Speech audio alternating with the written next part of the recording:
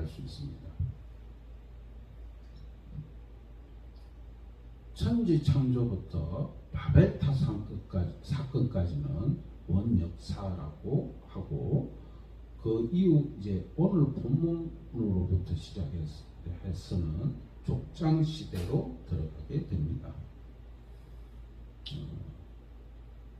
11장 10절에서 17절까지의 말씀을 보면 족보에 대해서 나와 있습니다. 그런데 이 본문의 족보는 그 이전의 족보와는 사뭇 다르게 표현하고 있습니다. 그 이전의 족보는 개인의 사망 나이로 죽었다라고 기록하고 있는 반면, 본문은 누구를 낳은 후 얼마를 지내며 잔을 낳았다고 기록하고 있습니다. 즉 죽음보다는 생명 확장을 강조하고 있다는 것을 볼 수 있습니다. 그리고 또 한 가지 특이한 점은 인간의 수명이 300세 정도로 단축됐다는 것을 볼 수 있는 것입니다. 그 이전에는 900세 전후였죠. 900세 전후였는데 본문은 이제 300세 전후로 기록되어 있다는 것은 즉 3배 내지 5배 정도의 인간 수명이 단축됐다는 것을 볼 수 있습니다. 학자들은 이걸 보고 노아 홍수 사건과 바벨탑 사건으로 인해서 기후변화, 환경변화, 그리고 생활 습관으로 인해 단축되었다라고 설명하고 있습니다. 매우 타당 있는 설명이기도 하지만 성경적 해석으로 본다면 노아 홍수 사건과 바벨탑 사건이 왜 일어났냐, 그 원인이 뭐냐라고 봤을 때 인간의 죄 때문이라는 것입니다. 인간 수명 단축 역시 인간의 죄 때문이라는 것을 말씀하고 있다고 볼 수 있는 것입니다. 11장 18절에서 26절을 보면 노아로부터 셈을 거쳐 벨렉, 아브라함의 롯까지 10세대를 열거하고 있습니다. 즉 세대 간의 단절이 없다면 노아 홍수 사건에서 아브라함까지의 한 350년 정도 기간을 볼 수 있습니다. 그리고 아브라함의 출생 연도도 주전 2166년으로 추정되고 있습니다. 그럼 여기서 조금 다뤄야 할 부분이 인류 역사가 과연 몇 년인가라는 거예요.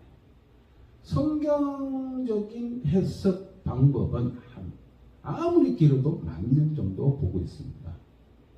반면 진화론자들의 인류 역사의 해석 방법은 몇만 년, 심지어는 몇억 년으로 보고 있죠.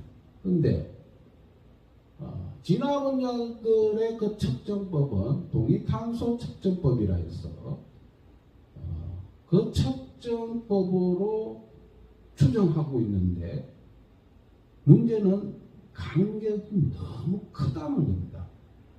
이 간격이 너무 크다 보니까 과연 측정법이 정확한가 의심할 수밖에 없다는 거예요. 그런데 성경적 해석 방법은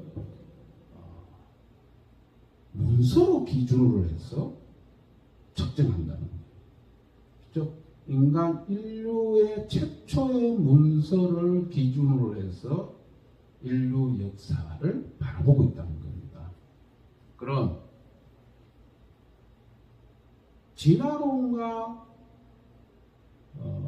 문서로 기준으로 해서 측정하는 인류 역사, 어느 것이 더 과학적이고 합리적인가로 볼 때 문서에 근거해서 측정하는 것이 더 과학적이고 합리적이라는 것을 말씀하고 있는 거죠. 그 다음에 11장 27절에서 32절 데라의 족보가 나옵니다. 즉 아브라함의 아버지죠. 아브라함의 아버지 데라의 족보가 나오면서 아들 셋을 아브라함, 나홀, 하란을 이제 기록하고 있습니다. 그리고 하란은 갈대아인이 우르에서 죽었다라고 얘기하고 있습니다. 그 다음에 데라는 그 아들과 그리고 손자, 며느리 다 데리고 갈대아인 우르를 떠나서 가나안으로 가고자 했다라고 기록하고 있습니다. 그리고 데라 나이는 250세가 되어서 하란에서 죽었다라고 했습니다.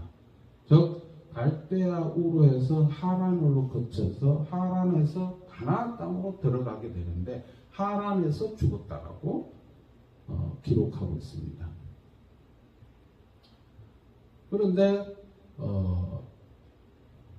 데라가 갈대아인이 우르에서 가나안 땅으로 이주하고자 하는 원인은 나와 있지 않습니다. 그냥 짐작하기로는 아들 하란의 죽음이 좀 연관이 있지 않을까라는 아주 그런 정도의 추측할 수밖에 없는 기록입니다. 그리고 근친 결혼을 하게 됐죠. 근친 결혼한 내용도 좀 나와 있습니다. 우리나라 고려 시대 때도 근친 결혼이 많이 이루어졌죠. 근데 고려 시대 때의 기준으로 해서 지금의 아브라함 시대에 이제 보면 3000년 전입니다.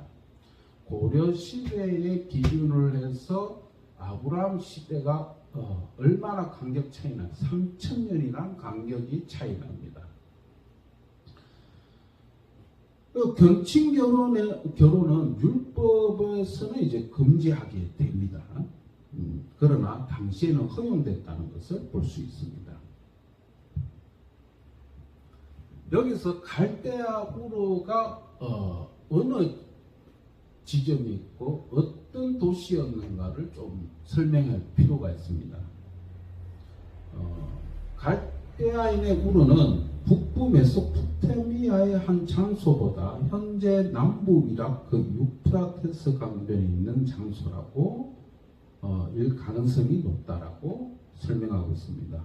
즉 바그다드 남쪽 350km 지점에 있는 그 지역이 갈대아 우르다라고 이제 그렇게 생각하는 경우가 많습니다.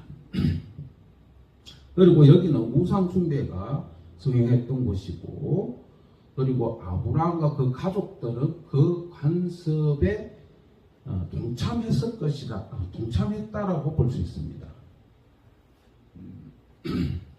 그리고 이 갈대아 우르는 문명화되어 있습니다. 도시 형성으로 되어 있던 곳입니다. 그리고 하란을 또 설명을 하면 갈대아인의 우르가 여기 있다면 이제 북쪽에서 서북 쪽으로 올라가서 메소포타미아 자리를 잡고 있는 곳이 하란이라고 말하고 있습니다. 마찬가지로 하란도 굉장히 문명화된 도시였고, 그리고 우상 숭배 도시며 특별히 달을 신으로 여겼다라고 얘기합니다. 또 한 가지 이 본문에서 주목할 점은 사례,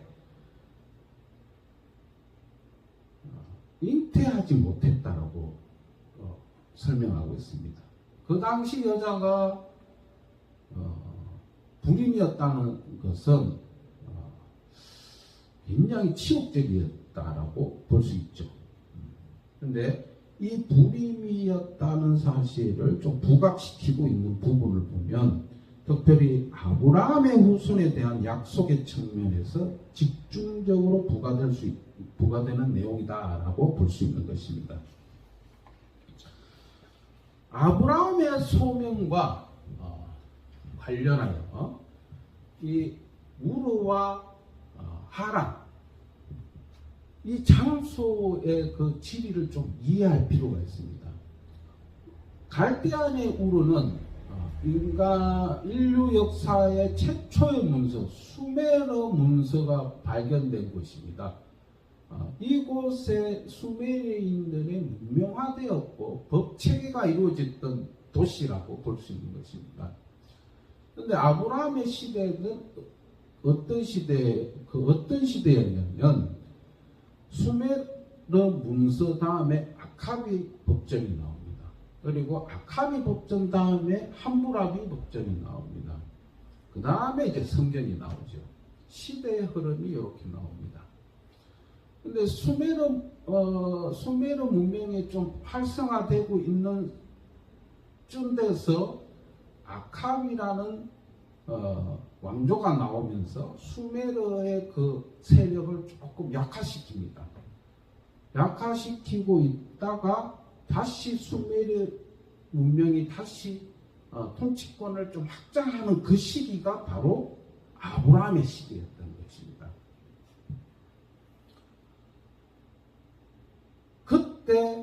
그때 아브라함이 태어났다라고 볼 수 있는 것입니다. 즉 아브라함은 구바빌론 문명의 문화적 정치적 최고의 영광을 누렸던 시대의 인물로 보고 있다는 거예요. 오랜 기간에 그 문자가 활용되었고 그 다음에 고도의 발달된 예술이 되었고 세공술 또한 체계적인 확립된 법전 그리고 법체계가 이루어졌던 그 도시 속에서 아브라함이 태어났다는 겁니다. 즉 그는 이 모든 것을 소유하고 있었고 게다가 고도로 발달된 종교 제도도 있다라고 주장하고 있는 겁니다. 12장 첫 절에 보면 과거 시제를 또 사용하고 있습니다. 그리고 사도행전 7장 2절에 따르면 아브라함이 부르심을 받는 것은 가족이 하란으로 가기 전에 메소포타미아에서 이미 하나님의 명령, 하나님의 계시가 있었다는 것을 증명하고 있습니다. 하나님이 아브라함을 통해서 궁극적 계획의 단계를 설명하고 있다는 것을 볼 수 있는 것입니다. 하나님이 그의 문화적 환경에서 새로운 지도자를 분리시켜야 했던 이유를 알 수 있는 것입니다. 하나님은 수메르인과 바벨로니아인들부터 구분된 새로운 민족이 필요했고 그들의 우상 숭배와 이교도적 정신을 물던 문화적 관습을 따르지 않는 민족을 계획하고 있었던 것입니다.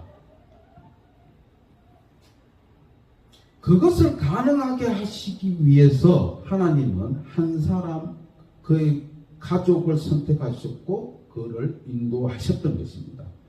아브라함이 하나님의 부르심에 응답하여 하란을 떠났을 때가 75세였다라고 말씀하고 있죠. 그리고 12장